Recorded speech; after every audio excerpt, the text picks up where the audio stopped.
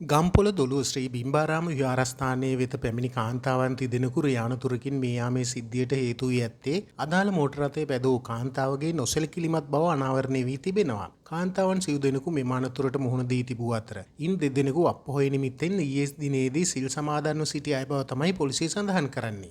අනෙක් දෙදෙනා පේවස් සමාදන් සිටි පිරිසට දානය රැගෙන පැමිණි අය වනවා. එම කාන්තාවන් සිව් දෙනා විහාරස්ථානයෙන් පිටතට පැමිණ විහාරස්ථාන ඉදිරියට නවතා තිබූ ලොරි රථයක් අසලින් ගමන් කරමින් සිට තිබෙනවා. එම අවස්ථාවේ එම පිරිසට පිටුපසින් පැමිණි මෝටර රථයක් ලොරි රථයේ බඳේ ගැටි කාන්තාවන් සිව් දෙනාද යට කරමින් අසල තාප්පයක් ගැටී නැවතී තිබුණා. අදාළ මෝටර රථය කාන්තාවක් විසින් පදවා තිබූ අතර ඇයද තුවාල ලබා රෝහල්ගත කර තිබෙනවා.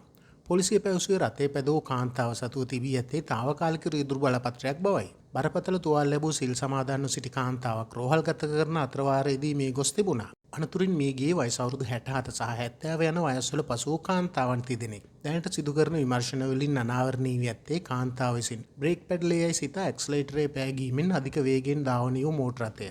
අදාළ පිරිස අනතුරට ලක් කර ලොරි රථයේද ගැටී ඇති බවක්. රථය පැදවූ කාන්තාව මේ වන විටත් පොලිස් ආරක්ෂාව යටතේ ප්‍රතිකාර ලබනවා.